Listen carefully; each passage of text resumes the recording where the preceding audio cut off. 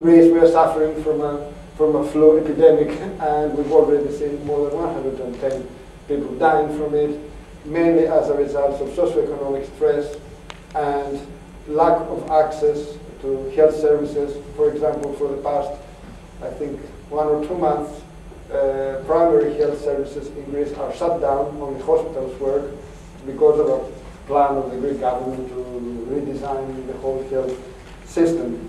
And tomorrow, in a complete travesty of parliamentary procedure, there's going to be there's going to be a vote in Parliament on a giant piece of legislation. It's 191 pages long. No one from the majority, parliamentary majority, is going to read it, but they're going to vote it.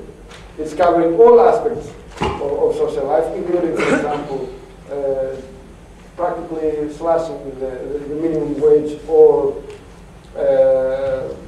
dismantling or making sure that there's going to be in the next months, not just years, a major crisis in the social security system, because the pension system is going to miss a great part of its funding, because they're going to slash employers' contributions, which is, as you know, a very neoliberal policy, and this is going to be put in vote. So this thing, what's been happening in Greece, practically all of labor law has been abandoned. So this is not just a Greek case. This is not just austerity. It cannot be described. It is an attempt to see if it is possible in a Western kind of liberal democracy to implement such a radical change in paradigm. At the same time, as Yorgos has also stressed, it's an experiment in the erosion of popular sovereignty. In all aspects, Greece is a country of reduced sovereignty. In the upper floors of Greek ministries, the representatives of the Troika are practically dictating laws. They're practically dictating. Every piece of legislation goes through Troika surveillance and needs it has to be approved by it. And at the same time, the execution of the Greek budget and the tax collection process are closely monitored by the Troika officials. And without Troika approval, Greece cannot receive its loan installment, the next part of the loan, the bailout agreements. And there's always a process of open blackmail each time. And that this is what's happening. If they don't pass this kind of legislation tomorrow, they won't get the May installment, and practically the Greek state is going to go bankrupt, because they have to repay in May a great part of the Greek debt, practically also to European. So they're going to give money which are going to get back. So that's also an interesting point to make. Very few it is going to end up in the Greek budget or things like that. So, but I think that we see this kind of mutation of the European project all over Europe. I mean, austerity has been the main political agenda all over Europe. The millions that marched a week ago in Spain, in these giant marches for dignity, were actually fighting this kind of EU-imposed austerity programs. Portugal is a country in a constant social devastation because of austerity measures for the past years. In Italy, all these changes in the political landscape, from the changes in the electoral law, from the imposition of the Monti government, to the attempts to change leadership in the central left, to make sure that Berlusconi does not come back, etc., etc. All this have to do in order to make sure that they're going to have governments that are going to implement EU austerity packages. We saw all these very contradictory images from the French municipal elections. This is also because in France, for the first time after many, many years, they're discussing austerity measures. I'm not saying just neoliberal, I'm saying austerity. People seeing their social services, their pensions, their access to the health and school system reduced. And why is this being done? It's been done because it's the only way for France to remain part of the core of the European Union. So it's not just the periphery. Austerity and this kind of violent attack on social rights, it's now the actuality, the actual phase of the European integration project.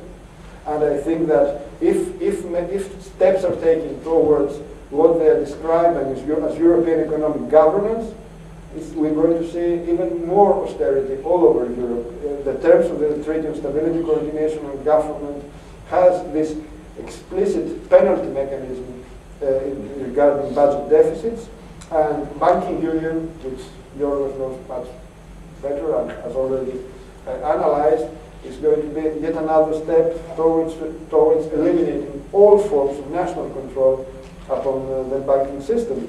And yes, indeed, this kind of strange hybrid between intergovernmental coordination and federalism, it's basically really undemocratic.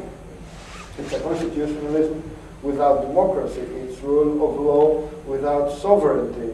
Is legislating but without asking anyone. And whatever they call democracy now in European Union, or in this strange jargon of the European Union bureaucrats, in reality is just deliberation. But deliberation means that you can speak, and but you cannot be heard. It's really funny. You can send a letter to the European Commission. You always get a reply. You can try it. You can have this kind of hobby, writing letters to EU officials. They always reply, but they never take into consideration what you say to them. And I mean, even bourgeois democracy had something to say about people being actually heard. Therefore, at the same time, well, no one can say now that he didn't see it coming about the euro. I mean, it is also a crisis of the eurozone. The entire financial, monetary, and political architecture of the eurozone has proven itself that it represents neither stability nor prosperity. Because on the one hand, the introduction of the euro as a single currency creates something like Max Weber's iron cage of modernity. It creates a condition where there's all kinds of competitive pressure. In theory, and and perhaps in practice from the part of governments of the less competitive countries, this could be accepted as a means to modernize, as a means to make countries more competitive, which means more capitalist, which means more neoliberal, but also with a certain legitimacy. We're part of the European project. But in reality, it creates just a race to the bottom of, in terms of wages, in terms of wage conditions, because it constantly creates a competitiveness gap which cannot be covered by any other means than increased aggressiveness against society, increased aggressiveness against workers. At the same time, the euro was an openly neoliberal, an openly imperialist project. What we call today, perhaps in journalistic terms, the German European Union, this kind of German predominance over European politics, is the result of the euro, is the result of a financial architecture, which means that practically the European Union's most productive and most competitive economy has the extra advantage of an everyday competitive devaluation against countries that are less productive and less competitive. I don't know, this would make David Ricardo steer in his grave in terms of an image of the international system. Even under bourgeois terms, this is instability. This is something that cannot be sustained in the long term. But it can only be sustained as a class strategy. Because as a class strategy, it means constant everyday aggression against workers. So, but at the same time, these imbalances in a period of crisis take an explosive form. They cannot be tolerated, and this is exactly what's happening today. So therefore, it is not a manifestation of Greek peculiarities. It is not the result of the supposed laziness of Southern Europeans. It's the result of a very particular, very aggressive, very neoliberal financial and monetary and political in the long run architecture, which was especially materialized in the euro as a single currency. At the same time, as also Euro stressed, the European Union is far from being a paragon of democracy and human rights. In reality, it's a very increasingly authoritarian, racist, and imperialist. What has been happening in the Mediterranean in the past years is not just the so-called policy of discouraging immigrants from entering the European Union, in reality is an orchestrated mass murder of immigrants. What happened in Lampedusa, what happened in Farmakonisi, what is happening at the Spanish, between Spain and the Morocco shore, is kind of murder. And it's planned. They know that it's going to happen. They know that if you push back boats, they know that if you increase surveillance, people are going to find even more dangerous weather, and many people will die. And they want it. The Greek chief of police made front page for saying exactly that in a meeting with senior police officers, saying that we want to make sure that they know that they cannot arrive, that things are going to be difficult for them. But this is a very an openly racist, openly authoritarian policy. And this is a policy orchestrated by the European Union. Samaras went to a summit meeting a couple of months ago, some months ago, and he said these things we discourage, and everyone else was applauding him. He did a good job. So it's not just a Greek case. And regarding the foreign policy of the European Union, I think that if we take into consideration its role in the aggression against Yugoslavia in the 1990s, its plans for military interventions in Central Africa, just to help French imperialism there, and also its position in favor of openly reactionary and fascist elements in the Ukraine today. So we see what kind of policy they adopt. So why is this important? Because not only the Greek case, but I think all over Europe, it's impossible to get out of the vicious circle of austerity, recession, and unemployment without a radical break with the European Union and the Euro. If we try to say what are the necessary, the immediately necessary, the urgent measures that we need to take in order to avoid social devastation and social disaster in countries like Greece, then we realize that this includes the break with the European Union.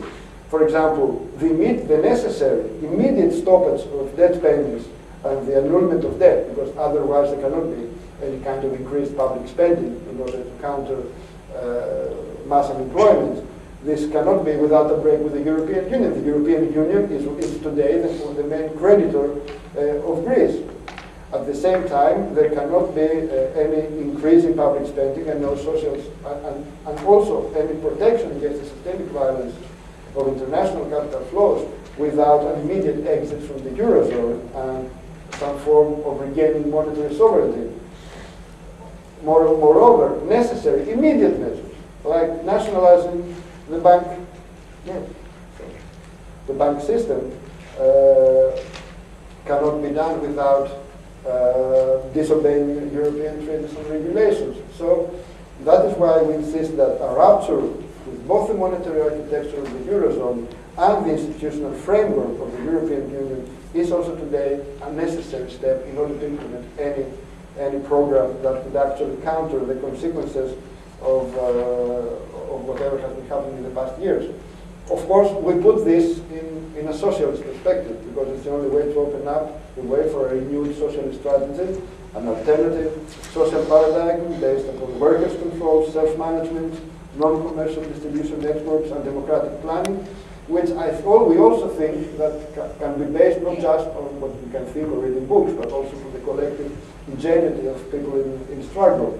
However, the problem is, although this might seem like a very logical argument, the majority of the forces of the left in Europe seem to insist that European integration is an objective and irreversible historical process, and they only say about a potential change it from within.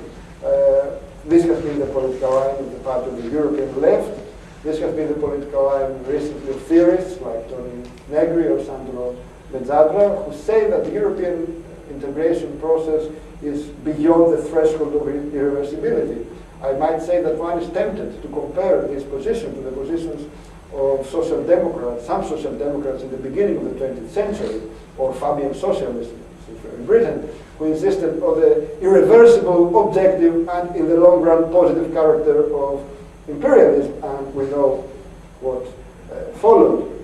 At the same time, there's always when we say, well, apart from Britain perhaps, when in other countries we have this discussion and we say that we need a break with the European Union, we always hear the same the same accusation. This is a nationalist position.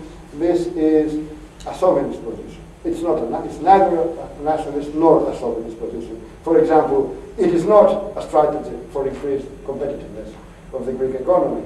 Necessary measures, such as, indeed, correcting the exchange rate. It's not about, having greater exports. It's about protecting the Greek society, Greek social gains from the pressure coming from the flows of international commodity flows, and commodity flows. It's got nothing to do with a cycle of competitive devaluations. And we know, not only from the experience of the Eurozone, but also from all systems of fixed exchange rates, such as dollar pegging in the South American case, that it always induces extreme amounts of social violence. At the same time, we think that it would be wrong to accept, take as given, in the name of internationalism, the current configuration of capitalist internationalization of production. I mean, in whatever definition we give of socialism, I don't think that there are anything socialist in having a product go twice around the world, go through special economic zones, go through social dumping sites, have a really negative environmental impact in order to arrive. I mean, I don't have this. I believe in internationalism, but we don't think that this kind of internationalization of production is our socialist ideal. There's also the argument that at the European level we can have coordinated struggles and we can have more force. I cannot understand why the balance of forces can be better at the level of 28 countries, with a political spectrum ranging from pro-Nazi governments in the Baltic states and pro-Nazi traditions to the Greek situation, with very different levels of organization in the labor movement, with very different political traditions. Why is it not better to actually wage a struggle at where the situation is better, at the national level, especially in what can be defined as weak links of the chain, like Greece, when you can have a break, you can have a change, you can give an example, and why not see internationalism in this sense, in the sense of having an example of people seeing that in some country something is happening, following this example, and this of course can create this sense of a movement. This can also create forms of coordination. On the other, and at the same time, people say, yes, but there can be a good European Union. Why not think of a European Union with a good central bank that will redistribute income? Why not think of a democratic European Union? Why not think of a solidary European Union? Well, yes, I can think about it, but I tend to answer, forgive the philosophical reference, about the ontological argument of God and its refutation. As it is well known, the fact that we can think about something or we can imagine about something is not and will never be a proof that it can exist.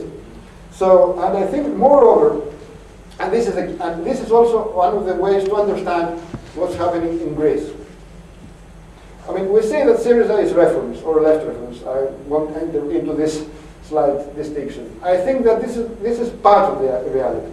Because reformism creates an image of continuity. We have the same goals. We want to implement them in a revolutionary way. They want to do it in a gradualist from above. I wish it was the case like that with Syriza. We had the same agenda and they were more gradualist, more reformist, more parliamentary, and we were more with the movement, more with power from below. This would have been... No, the problem is that Syriza is on the other side of the trench in one of the major questions regarding Greek society, the European road. Because the European road for Greek bourgeoisie has been its main strategic goal for more than 50 years. And you can see there condensed all the aggressiveness and all its expectations. If you accept that, and you insist that you are left or you're anti-capitalist, then you put yourself in a position when you accept a very, very strict reference point. So you cannot have progressive policies today within the European, and this is the problem with Syriza. In their minds, many people in Syriza might be really left-wing or anti-capitalist. I don't deny this position for them, this this existential position. But in reality, if you take the euro as granted, if you take the loan agreement as granted, if you take the European Union treaties as granted, then you're only left with just renegotiating austerity. And you end up with austerity with a human face. Or perhaps even not to austerity with a human face. And I'm saying on point, we tend to forget about what happened in Cyprus last year. Cyprus, the Cypriot government, tried to renegotiate. When they sent the first austerity package, the Cypriot parliament said no. The government, the people went out in the street. The government went to Brussels with a really strong mandate, but since it could not say, okay, we get out of the euro tomorrow if this is a problem, they went back to Nicosia with a worst austerity package. And I don't know, I'm not sure that a Syriza government would fare better in such a situation. I hope, but I'm not so sure. And what's worse, this leaves a political space all over Europe to the far right. In many countries, the only Euroscepticist voices are the voices of the right. And of course, they also add their very reactionary, racist, pro-business, in most cases, agenda, as in the UK, as in Germany, or as in France with the National Front. Because when you have, for example, in countries like France, 40% of the population against the euro, perhaps in a very confused, whatever way, but people always realize things in confused ways. And there's not a single force on the left that says, okay, let's get out of the euro, let's break with the European Union. And you only have Le Pen and Front National to say, even dare to say these things. This is a problem for the left. It leaves open a political space. So that is why this debate has to be opened, has to be opened all over the European left. And that is why what we do, and I will finish with a few words about Andalusia, that's what we try to do in Andalusia. Many people say, why you are sectarian, you are Andalusia, why you're not part of Syria? Why not be part of a broad front of the left that's going to be in government? And whoever, could anyone think of a left-wing government in a European Union country 3 or 4 years ago? No. Why? It's not that. It's that because we really believe that in order to have a project of the left that could actually, all these enormous dynamics, all these enormous social dynamics that emerged during these 3 or 4 years of what one might describe as a prolonged people's war, in terms of strikes, of occupations, of experiments with solidarity, of organization from below, because we do not want all this investment, collective investment in a better future, in a radical perspective. We do not want to be refused in the end. We do not want to be spent in a reformist project, not reformist in this sense of a project that's going to collide with the European Union, be defeated, and open up the way for much more reactionary solutions in Greek society. Because if a Syriza government gets defeated, and with these policies it is going to be defeated in the end, we're going to see a comeback of the right in its most ugly, most racist, most openly even fascist phase. This is our choice. So we think, no, we cannot let this happen. We need something, we need a different perspective for the left, beginning with the necessary break with the European road, the projection of the necessary program of a break with the European Union, which is not our sectarian obsession, is for us the necessary starting point for the whole left, and that is what we're trying to do, exactly because we do not want to see all this giant investment of hope, not just for Greek society, but for the whole of Europe, be spent. That's our challenge. We want to be able to keep looking at all these people that we've met in the struggles and in the strikes and in the clashes with the police, keep looking them in the eye and saying, yes, there is another way, there is a way that this we do not lose. That's what we're trying to do. Thank you.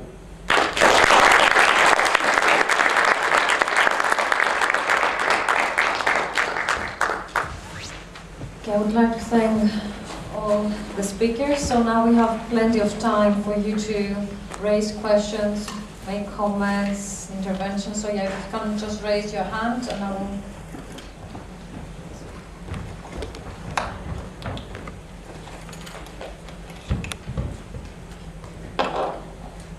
So.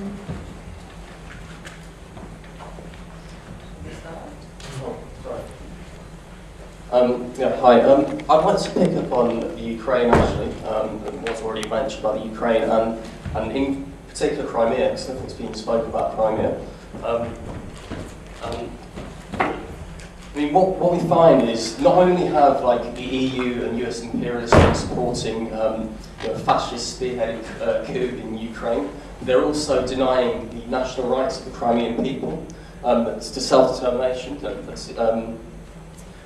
Even before the referendum, it was clear that Crimea was part of Russia. It's historically been part of Russia for hundreds of years. Its majority population are ethnically Russian, it's culturally Russian. 97% of the population speak Russian. And the referendum has confirmed that they want to be part of Russia.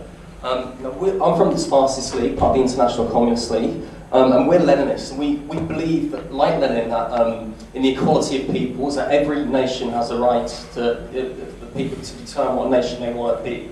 And that includes people who want to be part of big nations as small nations. So we're actually for the Russian intervention into Crimea, because this was the only way that the Crimean people could have had their referendum. They've wanted this referendum since the early 90s. They've been denied it by the Ukraine repeatedly, and they've been denied it by the US, the EU imperialists, and Ukraine right now. This in no way implies any political support for Russia. For example, for capitalist Russia. For example, we are against Russia and Chechnya, against Russia's war in Georgia. But in this actual concrete situation, the Russian presence there allowed the democratic right of the Crimean people to choose what country they want to be part of. And there's been a lot of heat about this. Obviously, the US and the EU imperialists, they've gone crazy about this. But it's not only the US EU imperialists that have been denying this right for Crimean people. There's even a reformist left have even denied this right and have been against the Russian intervention. For example, the Socialist Workers' Party. They do this under the so-called slogan of neither Washington nor Moscow. But it's clear that what they are for, they're against the Crimean people. Exercising the right to self-determination. They're in exactly the same camp as Washington and London and Brussels. That's it. Yeah, as always.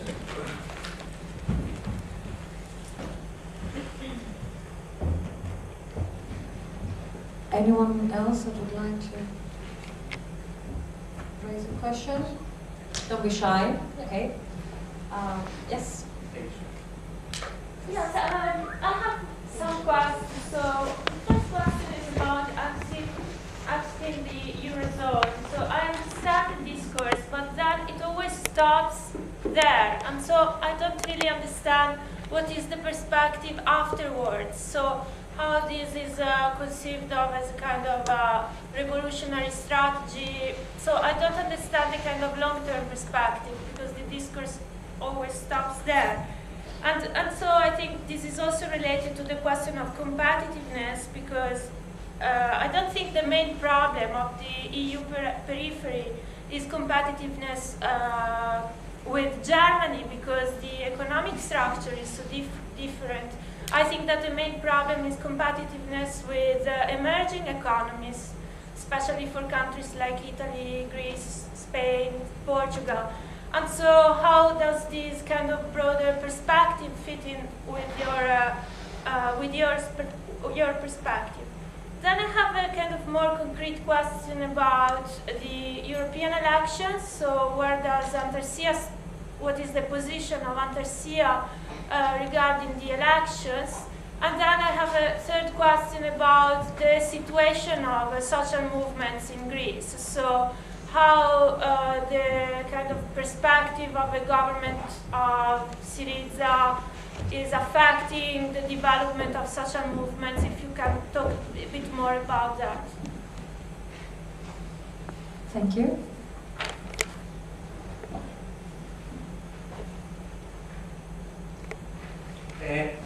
Just 5 minutes intervention. I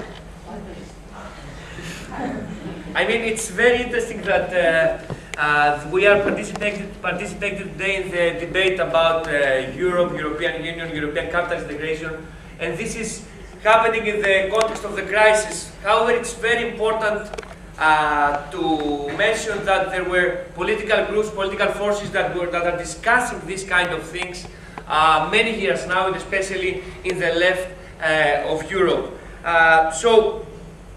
are two major questions, I think, today. What is the European Union actually, or what's the European project?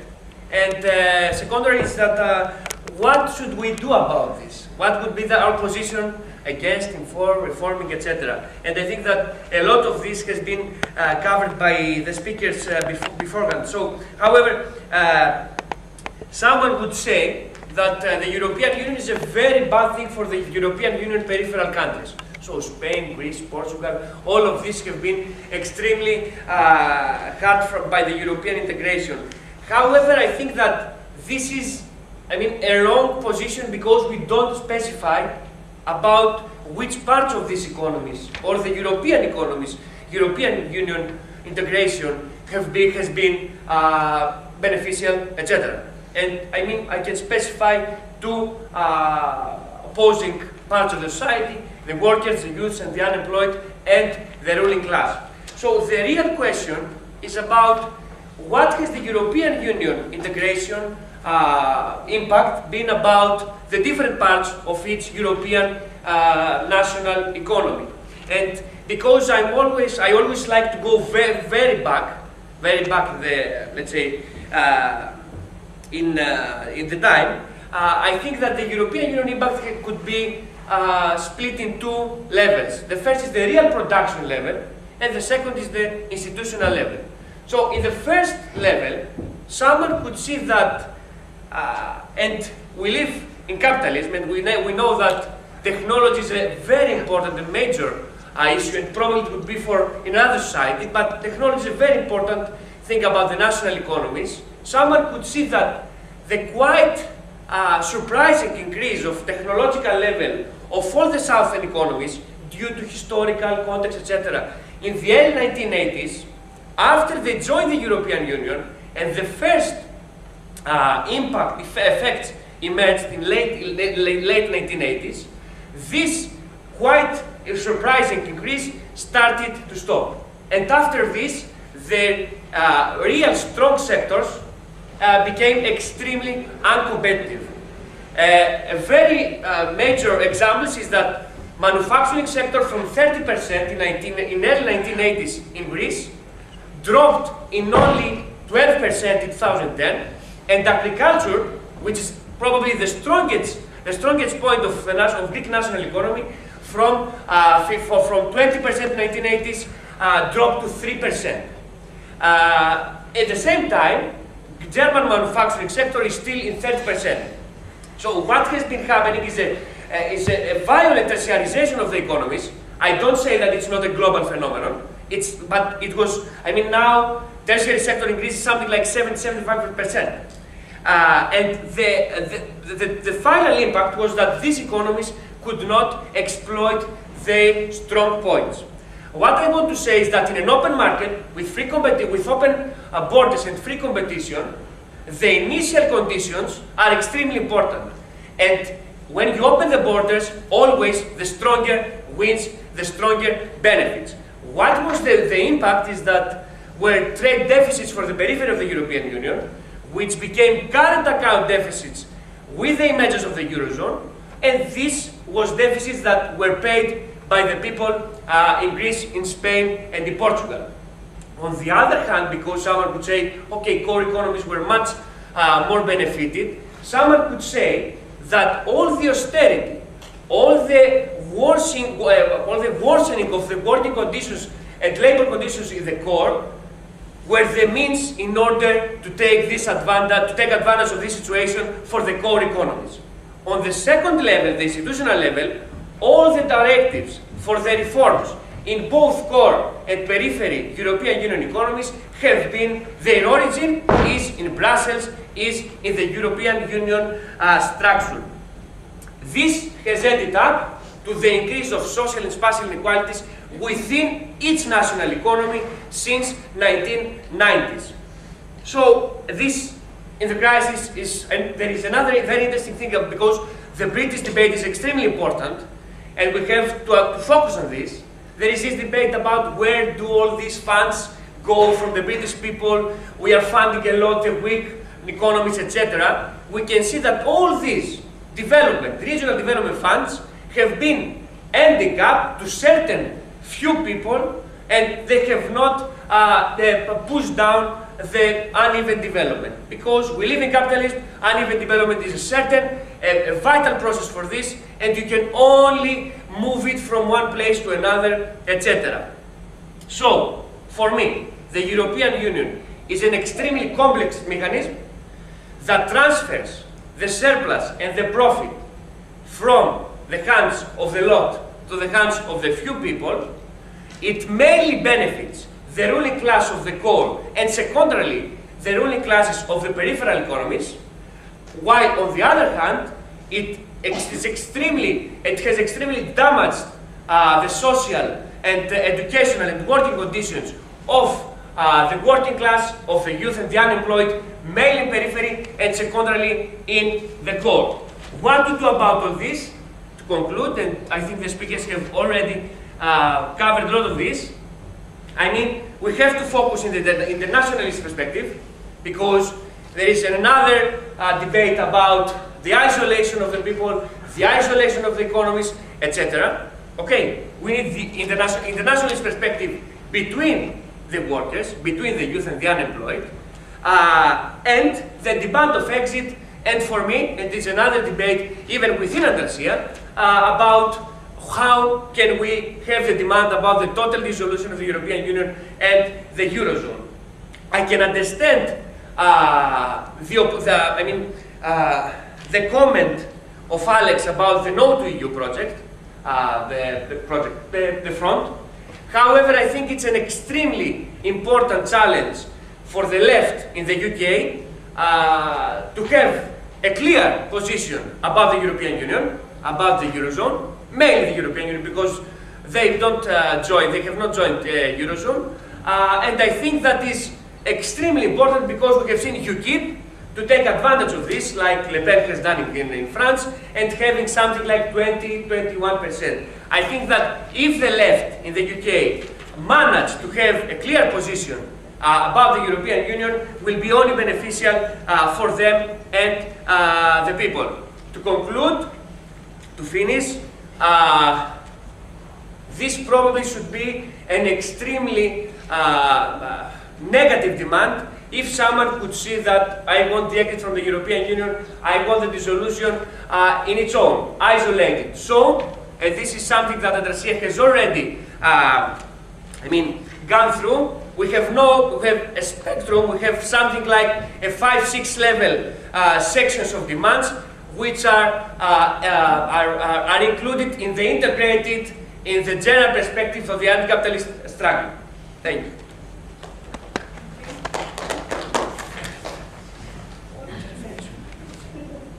Yes, please.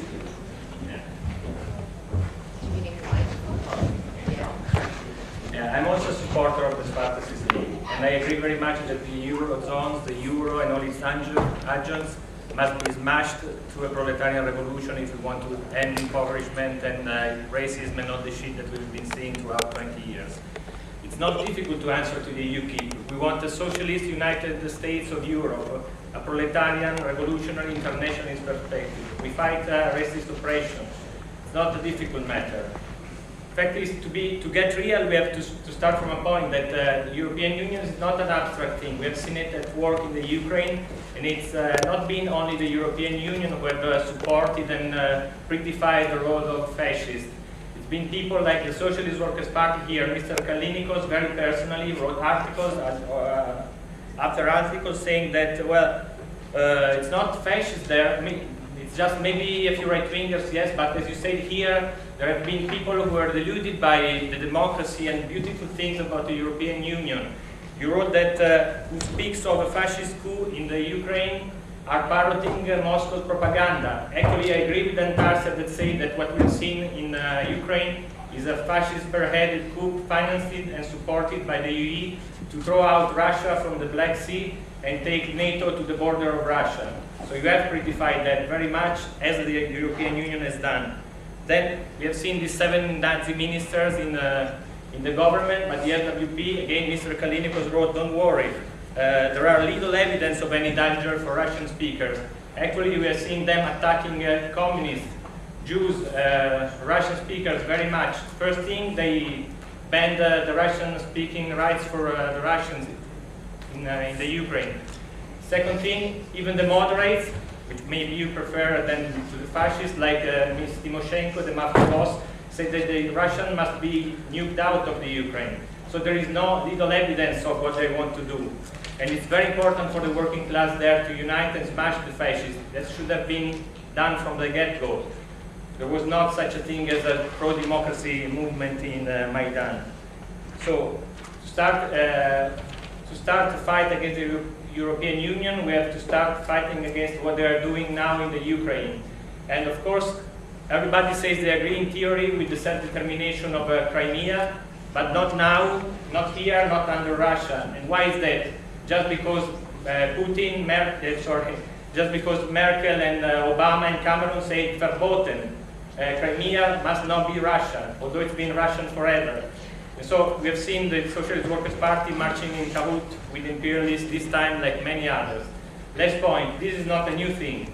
What we have seen with the growth of the European Union and with the growth of misery and nationalism and fascism in the Ukraine has started again with the collapse and counter-revolution that swept the Soviet Union and the Eastern, the former worker state.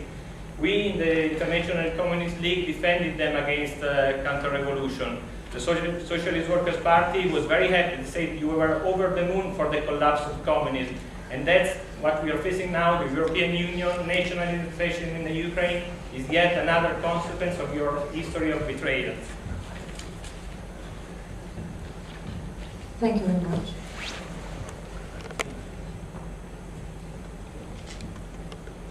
Any other questions from the audience? Or if you want to answer one of the questions raised?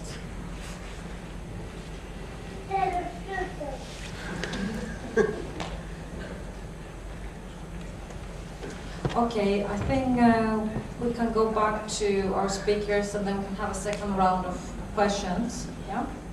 So who would like to start? The speakers.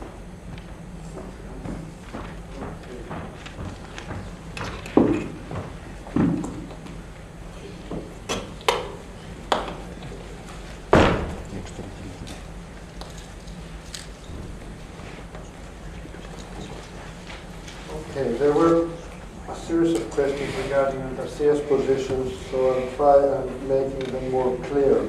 One, we are not just, our program is not limited to the exit of the euro or the exit of the eurozone. We have, we try to articulate a transition program in a socialist perspective. What we are trying to say is that it is impossible to have this kind of any kind of progressive or radical politics within the framework of the European Union and within the constraints imposed from the part of the euro. If we, our conception is that we need first of all a series of urgent measures, such as nationalizations of banks with social and workers control, and also strategic enterprises. We need large redistribution of income from capital towards working people. And we also need a collective effort to revitalize our collective productive capabilities of Greek society. And of course, necessarily leads to a socialist perspective in the sense of a collective experimentation with new forms of democratic planning, of self-management.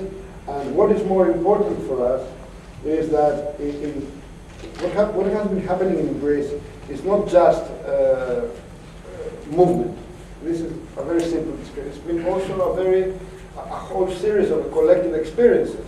Experiences with alternative networks of distribution, experiences with forms of social solidarity, from free tuition courses to socially run medical centers. There's also been lots of collective thinking about how to manage a hospital, how to manage a school, how to run things. So what we're trying to say is that we have a collective experience and we have trust in the ability of people to actually make things run better, because who can run better? For example, we have the crisis of the health system.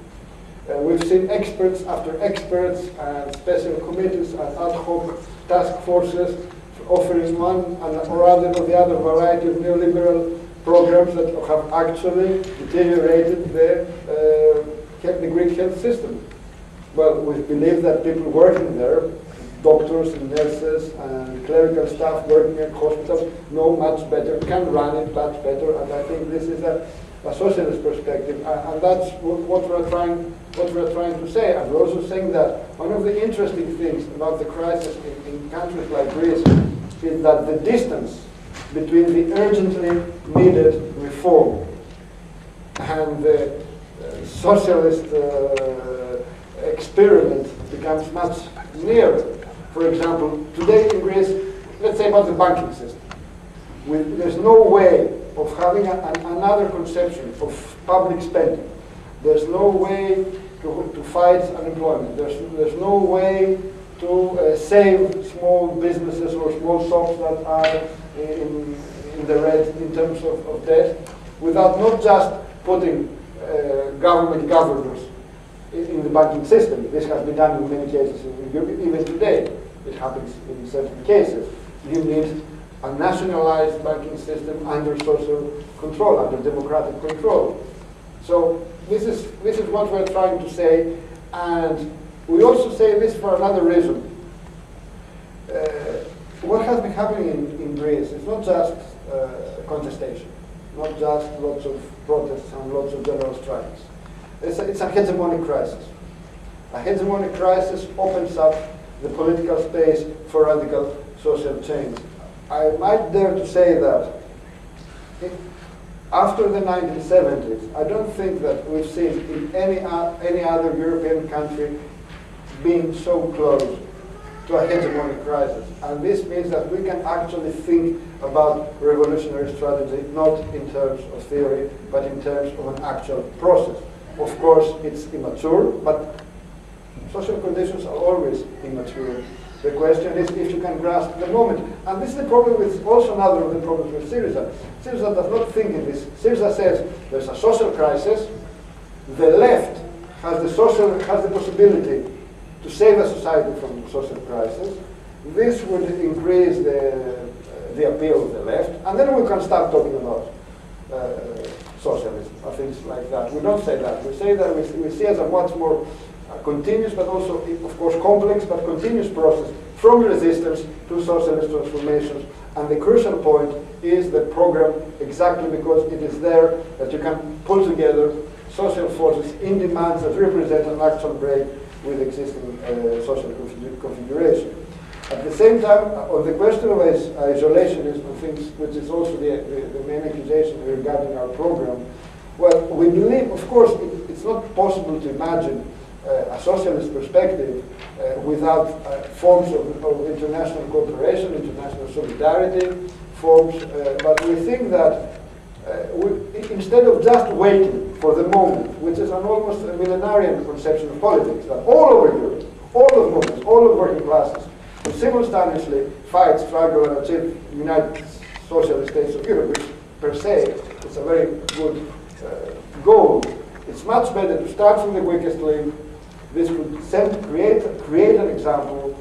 This can have also repercussions in other countries, and this can be the basis of a new internationalism. We see our conception of a break from the European per se as an internationalist struggle. So that's why we say it's not about competitiveness, it's not about making Greek economy stronger, it's about making Greek society stronger against the systemic violence of internationalized capital and being able to exactly have this kind of experimentation with alternative social forms and actually create another social paradigm. But now, in terms of the situation of the social movements, well, this is one of the contradictions now facing us, one of the crucial points.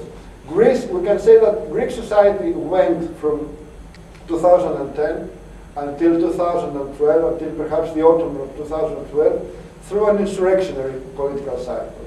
In the sense that you had not just movements, you had this kind of social explosions that went well beyond traditional social movement demands. It is also important to note that without this kind of insurrectionary political cycle, we would not have had the political turn towards the left. People do not move to the left because things were worse for them. In Spain, people are worse off. Spain is a country in social devastation. Portugal is a country in social devastation. Things are getting worse in most European countries. No, the determining factor in Greece, the differentia specifica, to use the philosophical term, was that you had this kind of movement, and a movement that had collective forms that created another sense of political unity of the people. It was expressed in the squares, it was expressed in the very big mass demonstrations in May 10 or in February 12, and this facilitated this political movement towards the left. And this is also important because the current, well, there are struggles, because there are many struggles, some of them are heroic, we don't have the same sense. This is one of the problems for the left. And this is also one of the problems with Syriza. Syriza has a ripe, the so-called ripe fruit strategy for power, that power is going to be a ripe fruit coming from social devastation. Social devastation can also lead to social fragmentation, can lead to individualized, fragmented strategies for survival. It could lead to cynicism, it could lead to far right, to the appeal of neo-fascist ideologies. It could lead, only through the movement, through the power of collective struggle, can the left maintain its momentum. And that is why Antarsea, for its part, with its forces, not so big, but has been instrumental in all the struggles of the past years. And we insist on this dimension. We insist that, although, of course, Greece needs a political break, it needs a political reversal, it needs a political change. Without a strong movement from below, this change is not so, it becomes jeopardized. It's not sure that it's going to come. And at the same time, whatever conception we have of the relation of the left to power, of a potential left government or not, without a strong movement from below, without without forms of self-organization, solidarity, and struggle, it is obvious that the actual power of a left-wing government will be much less. So this is at the same time an answer to your question about social movements and an elaboration on the problems that it has caused. Finally, well, I understand there is a debate about the situation in the Ukraine. Well, the position of Antarsea was mainly against this kind of international intervention, this kind of aggressiveness from the part of the United States and also from the part of the European Union in the Ukraine, the support of a right-wing with neo-fascist and neo-Nazi elements in the country. If I might say a personal position, I say that the important thing is to know that when there is a conflict, there's no neutral position. In a conflict, one of the outcomes is better than the other. So in this sense, yes, we oppose the West's intervention, we oppose whatever is happening in the West, Ukraine, the Ukrainian government. When you think, but at the same time, when you think of a conflict, and you say, well, it's better not to happen or not to happen, this does not mean that you also side yourself with one side. To use the analogy from the Cold War, during the Cold War, the potential defeat of the Soviet Union and the actual triumph of NATO and the US, it was negative. It was a negative development. It was something that was bad for people. This does not mean that we should have, at least, we should have supported Soviet-style socialism all over this before. So I don't know if this is an answer, but I'm trying to sort of problematize this kind of questions that are open. Thank you very much. This kind of questions that are open. Thank you very much. More on Ukraine, I think Panayotis already said, and Alex will also develop, I imagine, afterwards.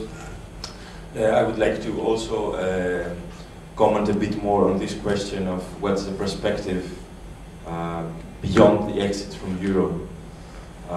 So I will take the banking sector.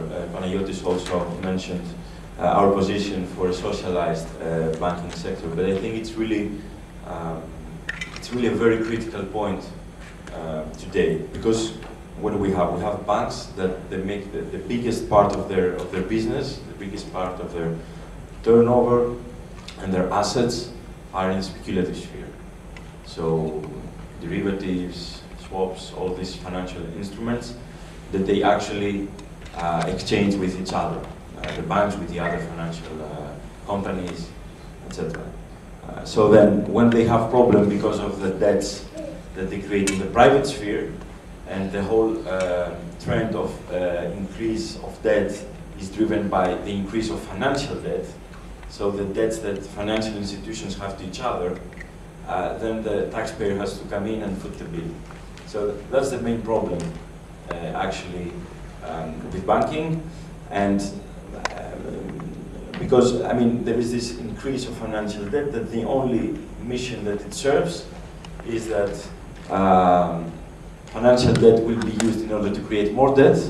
So the bank will borrow money in order to lend money, so that through lending money will get profit. But this is a completely useless process from a social point of view. So the solution actually to this problem, and it has been demonstrated very vividly with the recent crisis and all the bailouts, is okay, let the public sector take over the banking system. And when we say the public sector, it's not the state. And some people say, let's have a big public bank and then leave other private banks be. Or some other people might say, let's take the whole banking system under the state. But we could also envisage a solution of a public banking system that has like a state sector, but also has a cooperative sector and other forms of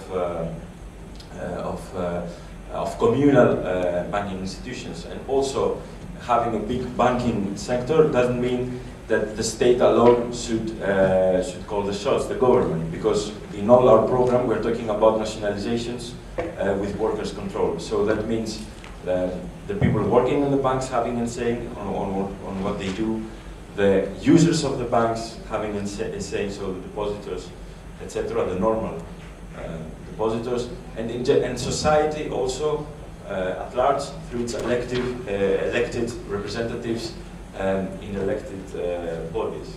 So actually, if you think of it a lot, there is no really social utility for having big private financial institutions. So this is something that that can be a radical way out of the crisis, and which is actually something necessary in order to stop the social disaster happening all around Europe and all around the world, is to take over control of financial institutions and slash financial speculation, ban it, stop it, not let it be anymore. So so that's these are the kind of the solutions that you could never implement within the European Union.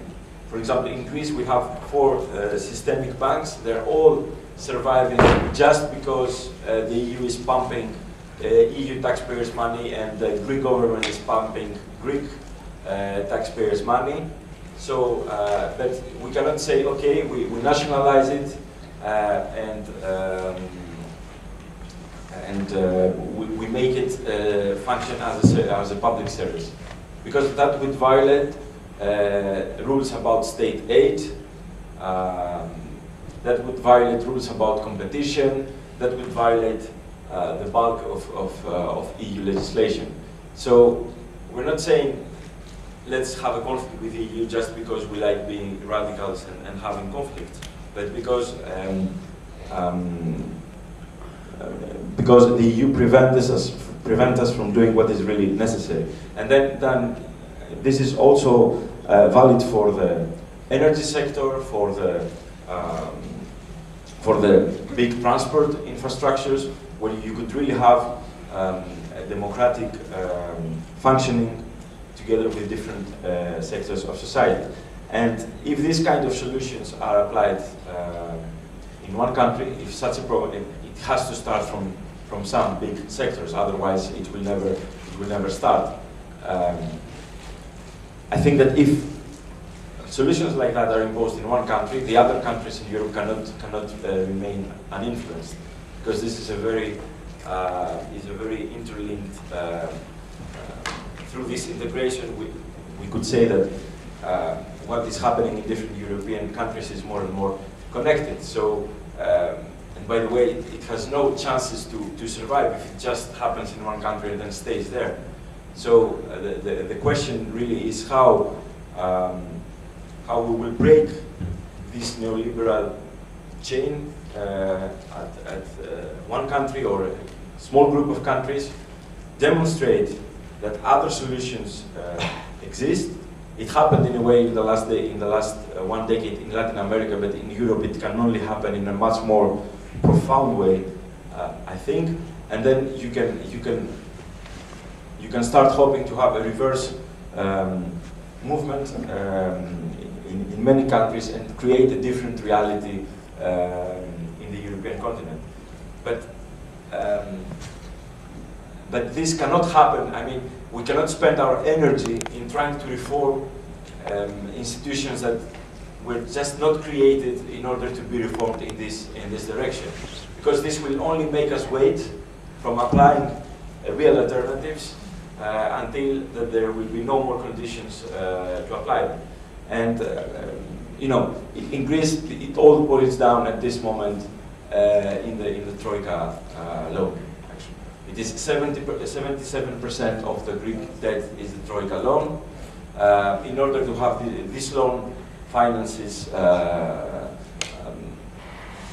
many things. All the conditions, all the policies that are followed in Greece today are part of these conditions of the loan. So if you want to follow a different path, it's not rocket science. You just have to say, this loan, it's not legitimate. There are many arguments to say that it's not legitimate. There are legal arguments. There are arguments in the UN Charter. There are also the Greek constitution has been violated again and again. So this is the sine qua non condition to follow whatever other policy.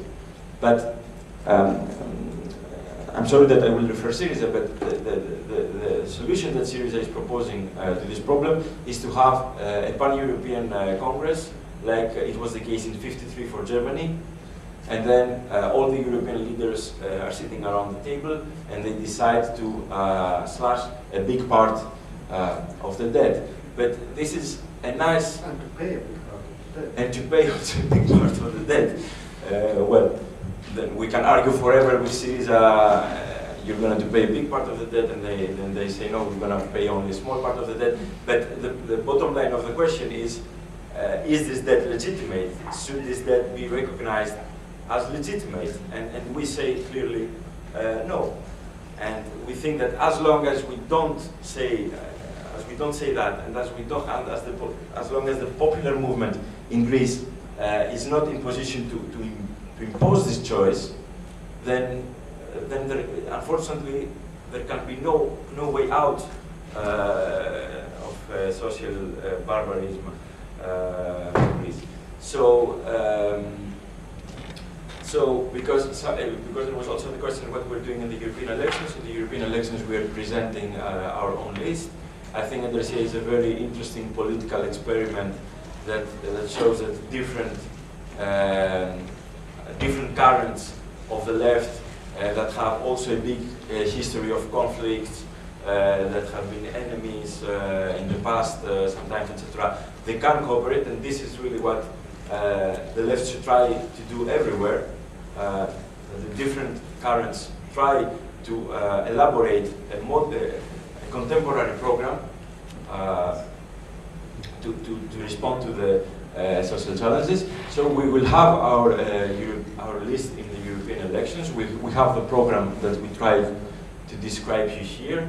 I don't know how well these our percentages will be, but I think with some effort, I mean, in the last years we had increased in a considerable manner our percentages, even if in the second national elections, for obvious reasons, that went back to very little. But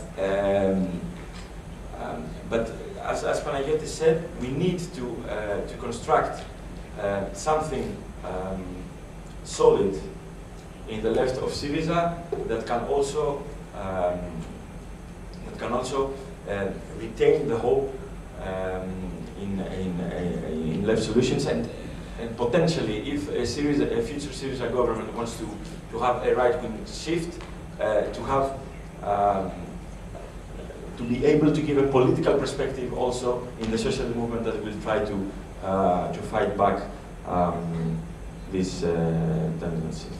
And also we have, because the European elections in Greece are in the same time with the local elections, we also have many local lists in regional level, in municipality level, and this is also a really powerful process with lists emerging from below, with lists with groups of people that are really active in their areas, and we are pretty sure that we're going to improve our results in the local level. So there is this whole process of political construction that Andresia has taken over, and I think it's very important to continue in this path.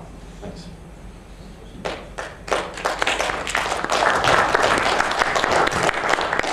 I think it's really great to have the opportunity to yeah, I agree, to have this kind of discussion with Yorgos and Panagiotis and the other comrades, to both to clarify ideas and to share experiences. I want to make 4 main points. First of all, I think Nikos is absolutely right that it's a mistake to present economic and monetary union, the whole Euro project, as simply a problem in the Eurozone periphery. This is a project that started more than 20 years ago with the Maastricht Treaty, and that through the convergence criteria for entry into the Euro and the Growth and Stability Pact played a critical role in institutionalizing neoliberal restructuring as the norm for public policy. In other words, the requirement that to participate in the Euro, that whatever it is, your deficit can't be more than 3% of national income, and your debt not more than 60% of national income, which just about everyone breaches these days, but which has been internalized by public policy, not just in the Eurozone, but much more generally. So that now the IMF and the World Bank use those same criteria when they're pushing structural adjustment programs. So it's not just that the Troika and so on represent structural adjustment coming home to Europe, it's also that Europe has helped, the particular version of neoliberalism in Europe has helped to orient how structural adjustment has been pushed through in the rest of the world. So I think that the importance of the Euro in normalizing neoliberalism in Europe and more generally is very important to understand. And I think it's that in the debate about whether we're for or against the Euro, it's something that gets that gets lost. It's not just a question of, you know, what's the best currency to have at a concrete moment, or what broader economic policies that we want to have. It's the euro as a project that is transforming Europe, and that has had in the near term very disastrous consequences. Secondly, maybe a small point of disagreement, but a point of disagreement with something that Yorgos said when he said that the euro is a project of the financial corporate class. I think it's more complex than that, because apart from anything else, I mean, the one reason why it's more complex is, what is the financial centre of the Eurozone? Well, paradoxically, it isn't Frankfurt or Paris or anywhere in the Eurozone. It's here. It's in London. The bulk of Eurozone business, of Euro business, is done in London, outside the Eurozone. And therefore there's a major question from the point of view of the city about the further integration of the Eurozone.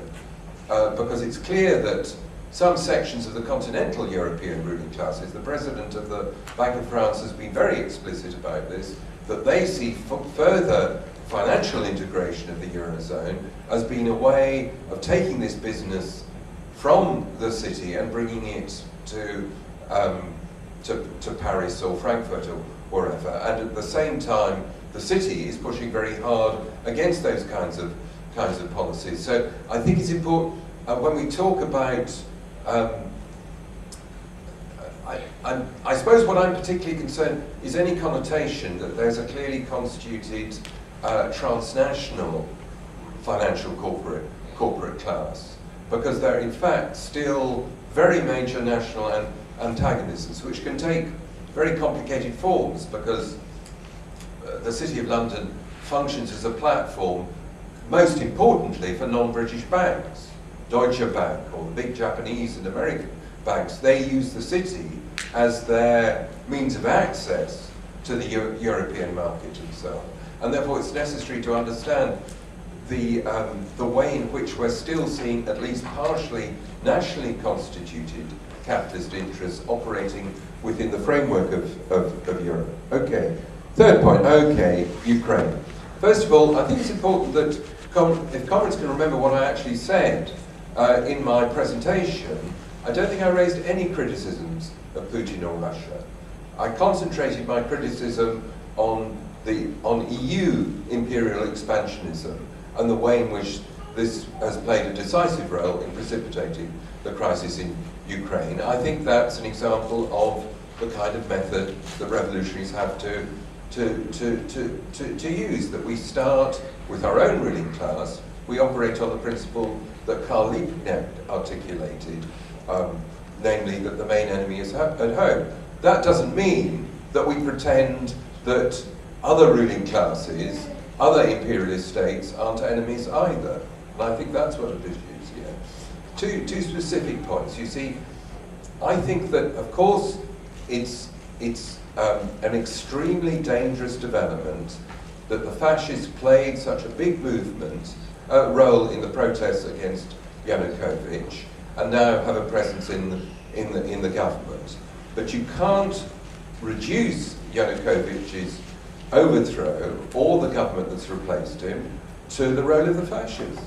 That doesn't mean that the forces that overthrew Yanukovych are attractive forces. But let's be clear, the key class force in overthrowing Yanukovych were the Ukrainian business oligarchs, who did so, either ones who'd supported him but decided he was finished, and that therefore they told their deputies in the Ukrainian parliament to vote against him, or oligarchs with big European interests who don't want to be shut out of the European market.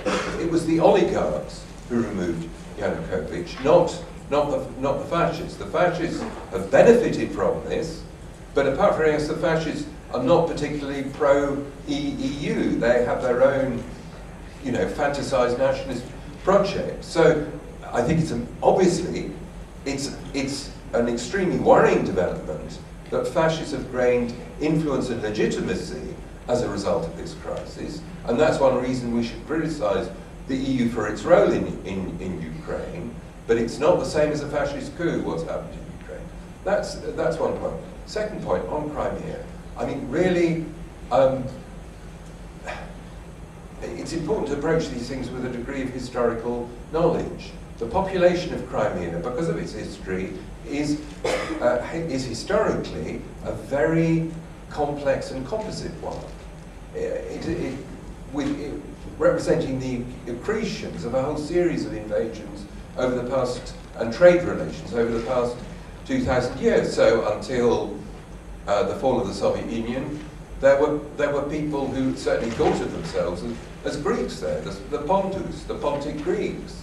The majority of the population, until 1944, were Turkic Muslim Tatars. They were expelled by Stalin and deported to Central Asia. It's after their expulsion that Crimea acquires a population that is predominantly Russian. Russian settlers are brought in by the Soviet government and settled on the land and in the homes of the Crimean Tatars who were expelled. Who does that remind us of, actually? It reminds me of things that happened at much the same time in Palestine. Yeah, the Tatars came back after the collapse of Soviet power and have an extremely precarious existence in Crimea at the present time. So please don't tell us that the referendum over Crimea was the assertion of a well-constituted, long-existing nation that wanted to embrace its Russian identity. This is just a misrepresentation of the history of the peninsula. That's one point. Secondly, even if there were a real case for Crimean national self-determination, reflecting a history of struggle against oppression and all that kind of thing, the timing is a bit strange, isn't it? Why does this become an issue? Why does this become a big deal when, at exactly the moment when the Ukraine is tilting westwards? We've seen imperialist powers use particular nationalist causes to advance their interests again and again in history. Why should it be so difficult to recognize this in the case when it's Russia under Putin doing this? The last point I want to make is this. I think Nikos is absolutely right to raise the question of the left generally standing clearly out against the EU. And of course, it's a tremendous problem that so often it's the right that makes the running in challenging the EU. And the reason why the SWP has a certain distance from no to EU isn't because we're scared of the issue of the EU.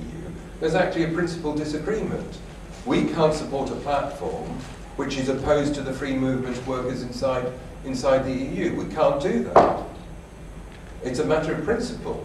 We have always campaigned on the basis that all immigrants are welcome in Britain. We can't support a platform that restricts the access for whatever reason to help workers in Britain, or whatever the excuse is that limits, that somehow denies that people of all backgrounds are welcome in Britain. So there's this principal difficulty with no to EU, despite the fact that we work with these comrades in other contexts and so on. For example, in the trade union and socialist coalition. But I think it's absolutely true that the problem of where we stand in relation to the EU is something the radical and revolutionary left in Europe has to face up to in a much more adequate way than it has now. And I think that what Antasia is doing, but also to be fair, some other Greek comrades who unfortunately don't support Antasia, who support Syriza, like Kostas Lapavitsas and Stathis Kouvelakis, who helped to pioneer this argument about breaking with the euro. I think that what Antasia in particular is doing is very, very important in trying to break the taboo on challenging the EU by the revolutionary and internationalist left. And this is something that we really need to work on and try to develop in coming years.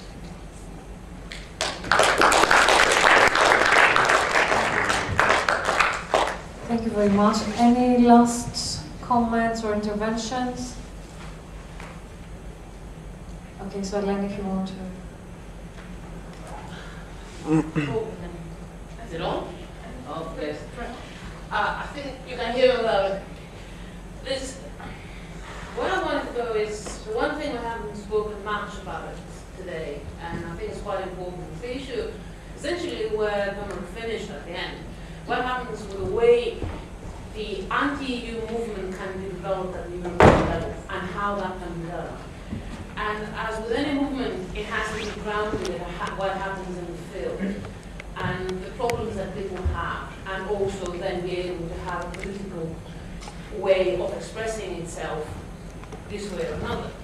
One of the problems we have, I live in this country a long time now. During the past few years, I was talking to people about what happens in Greece, and the first kind of reaction, the gut reaction I was getting from the locals was, thank God it's not me. That kind of attitude of, yes, we like you, we're feeling sorry for you, we're prepared to support you, with the demonstrations, with everything. But what exactly do these things mean for us in relation to the same policies that actually implement them? And though solidarity can be very strong, I think the one thing that has not been identified in the UK movement, and the one I live in, and I grew up during the past few years, is the points where the EU has played a role, and as a result the movement has been against it, have not been identified. And I'll bring some examples which I think are important. The 2010-11 pensions debacle, which was one of the most important and significant public sector strikes we had in the country for many, many years. And on the 30th of November, we had tens of thousands, hundreds of thousands of people on the streets of the whole of Britain, and was shut down by essentially, the trade unions, but forget that, had an issue in the pensions which is very strongly linked with European policy. If we look during the past few years at what policy was in Europe on pensions and how pensions have to be essentially passed into the financial sector, have been passed into the financial sector, and they're being continued voted on all that kind of stuff. This was a political issue that no one brought up during that struggle. If we don't bring these things up into the struggle of issues that have to do with what brings tens of thousands of people on the streets, we're never going to be able to develop that. We can talk about education. We have strikes in the universities, we have strikes in the teachers. The whole way of that the European Union has actually integrated in a capitalist way the education of the market has not been highlighted through these strikes. The political content is, we want more money. Yes, guys, we don't just want more money. We want on top of more money, we also want to be able to have a fight against the specific measures that this kind of education is inducing. So that is part of what the EU is doing. And no one's talking about it. If we don't talk about it, who the heck's going to talk about it? So these are two examples of two areas where we've actually had movement in the country, in the UK. The question from our point of view for me is, when are we going to highlight the EU role into that? We're going to show that this is part of the game. By not doing that, what we're doing, we're allowing the field to UKIP and to anyone else who actually play the game of the anti-EU. And the more we allow them to do it, and the more we're afraid to come up and say, no, we are against it. And we are against it not just in theoretical and historical terms, but in specific terms of everyday movements. We're always going to be having that kind of problem where someone else is going to be hijacking something which is a very important, uniting this way target for the whole of Europe. And not just for the whole of Europe, because when we talk about capitalist integration throughout the world, this is something that has a much wider international effect. So if we talk about what happens in the rest of the world and with all the rising forces and all that kind of stuff, I think this is an aspect that we need actually to see rising, not just part of the individual, academic discussions on the role of the EU, but in the actual movement and where it goes. And that is it. Thank you. I just want to return to the point that I think all speakers made very powerfully at the beginning, that the European Union has had a powerful ideological project, and we have to take that seriously, because it seems to me that the crisis isn't as Steve said, not just economic but ideological. I remember there was a point in the late 80s where Gorbachev, because of glasnost, became more popular abroad than he was at home. And you feel this about the EU. The EU is more popular abroad than it is inside the European Union. And I think this is really significant, because if you think back to the last great wave of class struggles in Europe in the 1970s, they were contained ultimately within a liberal democratic framework. I mean, particularly in southern Europe, the transition from military regimes, fascist regimes, to liberal democracy. And part of the underpinning of that was being part of a wider European project. I mean, Sotiris talked about the European road as part of the kind of Greek bourgeois project. And that has had an attractive power, the idea, the promise of democracy, prosperity, transcending the nation state, a bulwark against fascism, against military coups, and so on. In other words, I think that the European road has helped ideologically underpin what we in Britain call the parliamentary road. In other words, social democracy is the way forward, and so on. And this, I think it would be wrong to say that project has collapsed, but it's eroded. It's been significantly weakened. And that's one of the props, if you like, of social democracy, that you can get kind of change through this European project and so on. So I think that's opened up a space, politically, that I think, as people rightly underline, provides a big challenge to the revolutionary anti-capitalist left, to have an internationalist opposition, an answer to the European Union, rather than the nationalist one, and so on and so on. Now, just in Britain, I think that what's powered the rise of UKIP in part hasn't simply, and when they just talked about the European Union, they were quite marginal. Actually, it's because they've linked that successfully to the question of immigration. And that means that you have to, how you respond to that is quite complex, but part of it has been that you have to take up the hard political questions around the defence of migrants.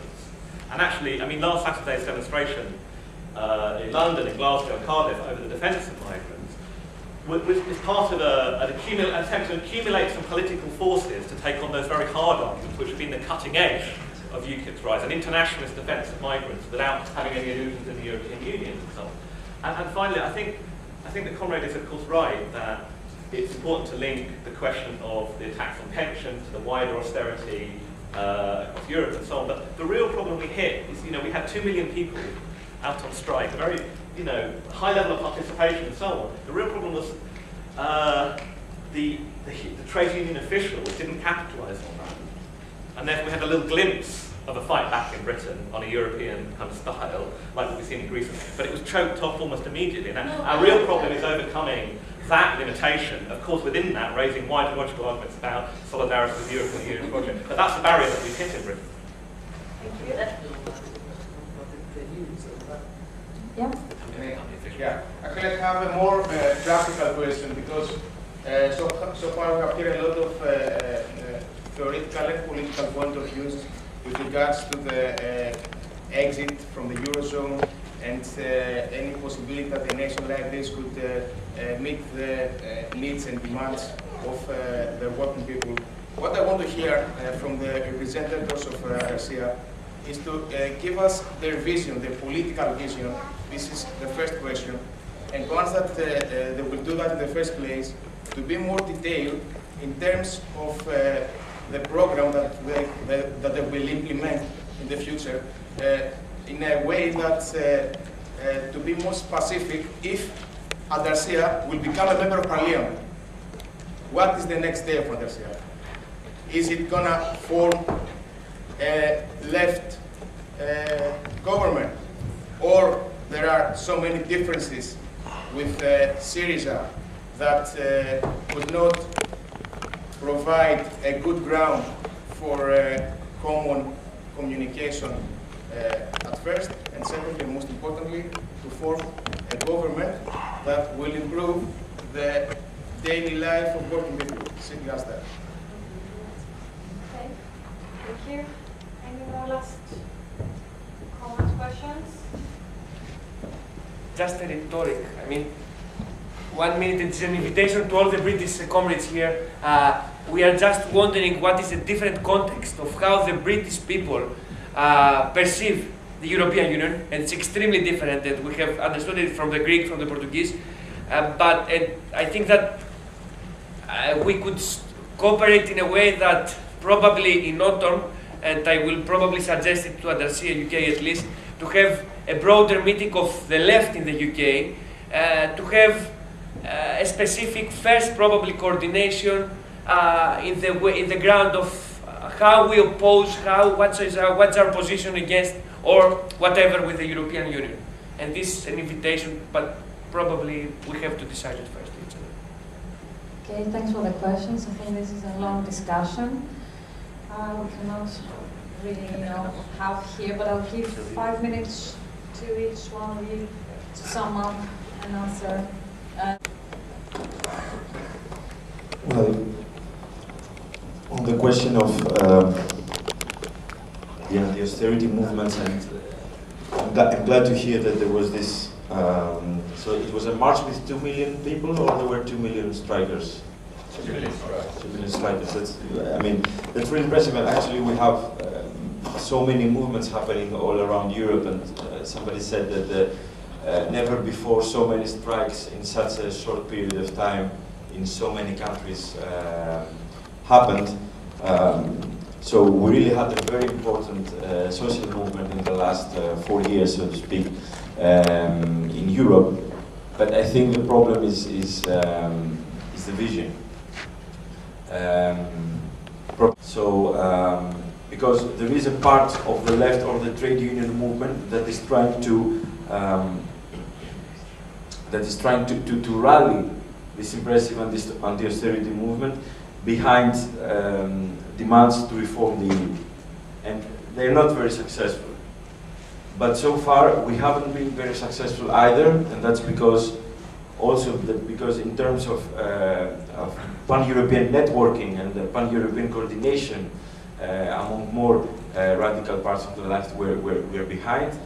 We haven't managed either to advance demands such as disobedience to the EU, disobedience to the treaties.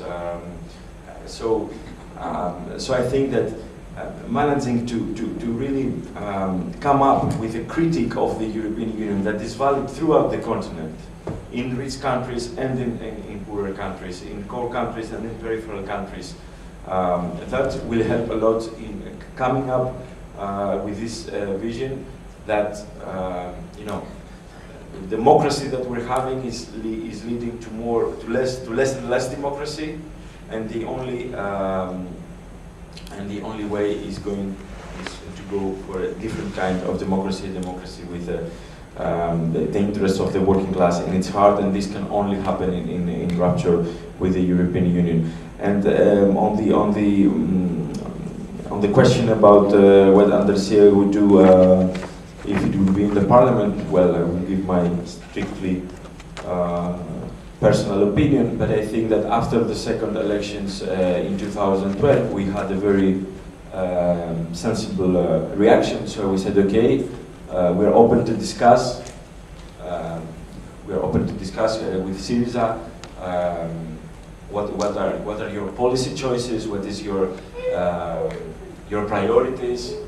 What are you gonna do? And then I think that was in conflict with the reaction of the Communist Party, for instance, that said, no, we don't discuss, you are opportunists and we don't know it. So I think that in order to help people grasp the political dilemmas and take part, you need to be in constant dialogue with other political forces, and you have to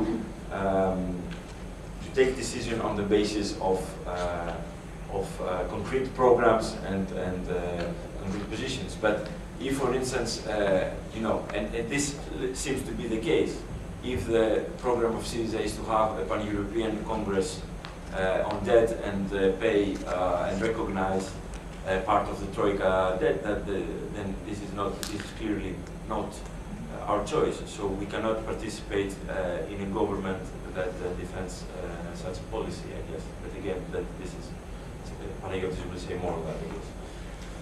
Who wants to? Alex, would you like to? Okay.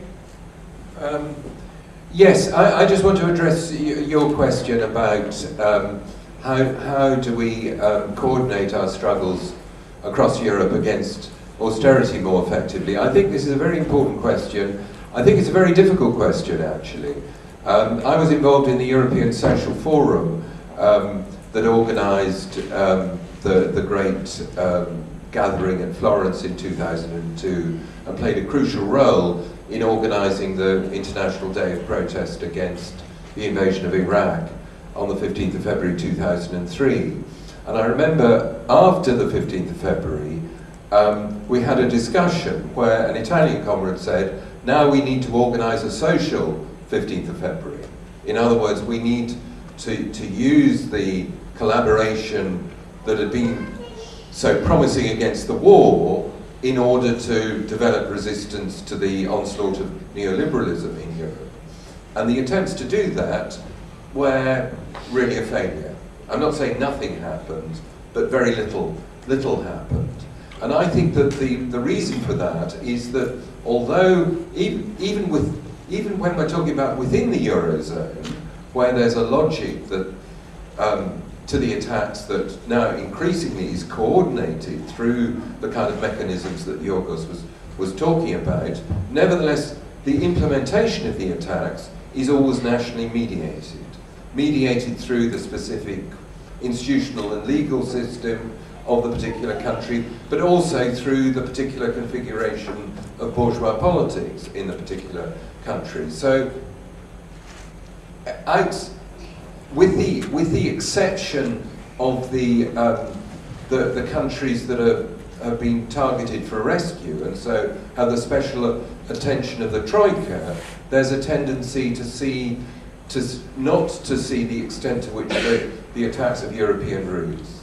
And that's a real problem that we have to try and work with to transcend. And therefore, in that context, what Nikos was talking about, namely more dialogue between the comrades in Antalya based in Britain, or not necessarily based in Britain, and the different sections of the left in Britain, but okay, we're here in Britain, we're here in London, but it could be involving other European countries as well, to discuss how we respond to the problem of the European Union on austerity. I think that's a good idea, because this is a big problem that we have yet to solve. It's not the reason why the pension struggle failed in 2011. That failed because the trade union bureaucrats sold it out in the classic way that they do.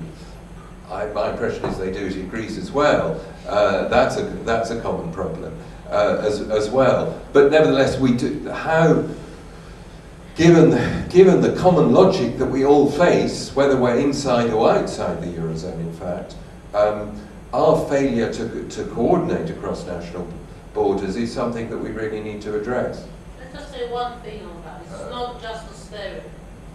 The changes we've seen is much wider. So if you see an initiative like that, it would be wise actually to give it a much wider context and issue. Okay. Continue the discussion. It's an open discussion. Okay, well, I think that this last point is important. We need to see the importance of European Union politics in regards to developments within each country. We need to see the extent to which it actually affects everyday lives. This does not mean that we leave aside national bourgeoisies. The European road, the European integration project is a class strategy. At the same time, because especially in the 1970s or in the 1960s, especially from traditional communist parties in Europe, you could see this kind of discourse where the European Union was presented like a political center aside from national class developments, or you could even see varieties of dependency theories that would actually use anti-European Union, at the time EEC politics as an excuse for not doing enough against national bourgeoisies. We've seen even in Greece in certain cases in the history of the left. We're not saying about something like that, because the European integration is a class strategy, and because even in Greece, I said, and I insist on this point, that the Troika dictates policies. At the same time, in Greece, there's an extensive lobbying process from parts of certain sectors of the Greek banking system, of the Greek businesses, who have actually gone to the Troika, had presented their Christmas list of wishes. And if you see at the pieces of legislation that are implemented, there's so much detail in them, and this is what someone told them. There are even special law firms in Greece specializing in presenting specific demands of Greek businesses to the Troika in order to be put into legislation. I mean, even the IMF does not know the very peculiarities of Greek businesses, and, for example, how in the oil trade, through which exact measure big oil distribution companies, which are also big maritime export companies, will get more money. So, but this is also, so we fight against the European Union, and at the same time we fight our own national goods values. I understand the peculiarity of the British case, but I would just make one point. Well, whenever there is a danger, especially now with the Cameron government, that even by mistake the British government would lead the Britain in a crash course with the European Union, there are always signs of panic from representatives of the business establishment. I remember a cover of The Economist, I think a year ago, which was an expression of utter panic in case, even by mistake, Cameron sort of leads things to a break with the European Union. Well, this means that for British capital, European Union is important, and if something is important for British capital, then I suppose that for British workers it is, and everyone working in Britain, it is to its interest, so a break with the European Union. Now, regarding the political vision or the political program of Antarcia, well, Antarcia has tried hard, whatever our mistakes, whatever our shortcomings are, to not just be a force of left opposition, not just be a force of anti-capitalist verbalism. We've tried to have a concrete example with concrete measures, concrete transitions measures, beginning with the exit of the Eurozone, the immediate nationalization of the banking system as a means to gain sort of democratic control over crucial economic decisions. We need measures in favor of working people, such as redistribution of income, measures such as getting rid of all the laws that have been dictated from the part of the Troika, and also a more general vision of a new socialist perspective based on the collective productive capabilities of new forms of self-management. So we even have such experiments. This is a concrete political program. Of course, this demands political power.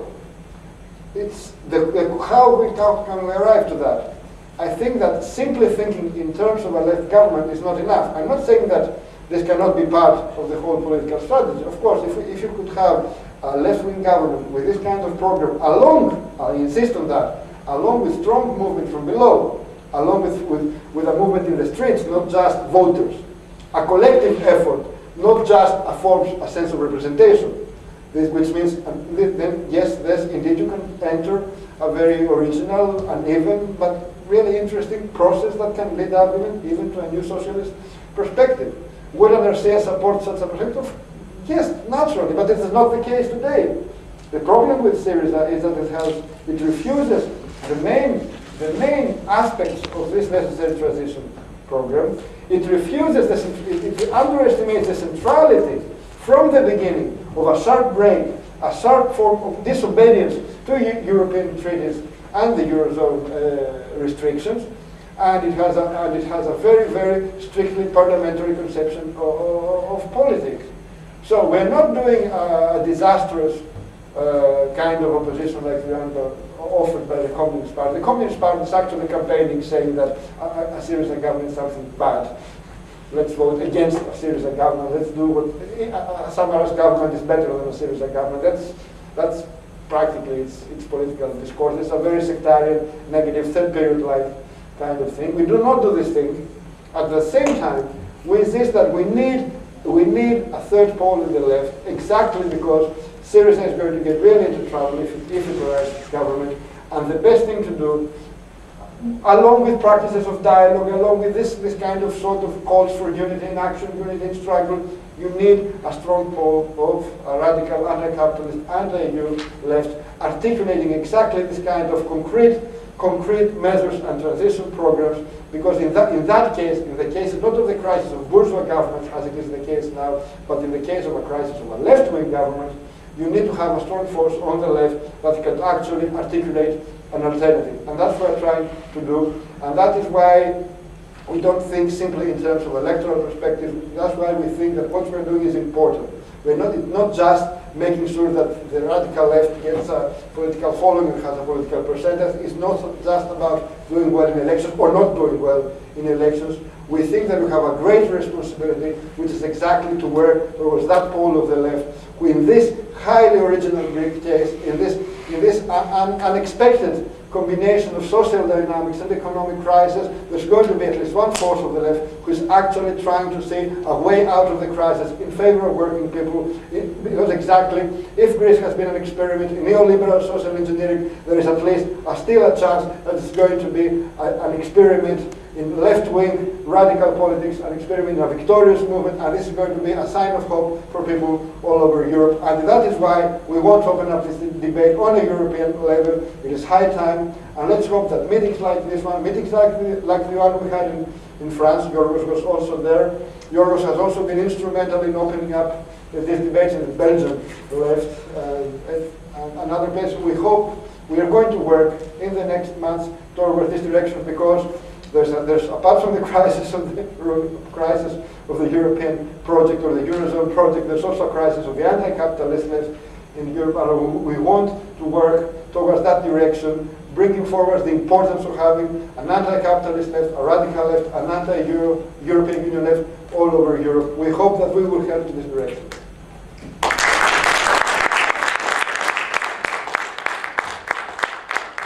Thank you very much for the audience for their input and our speakers. Thank you again. There is a box outside if you want to support. Oh, okay. And hopefully I'll see you soon in the next event.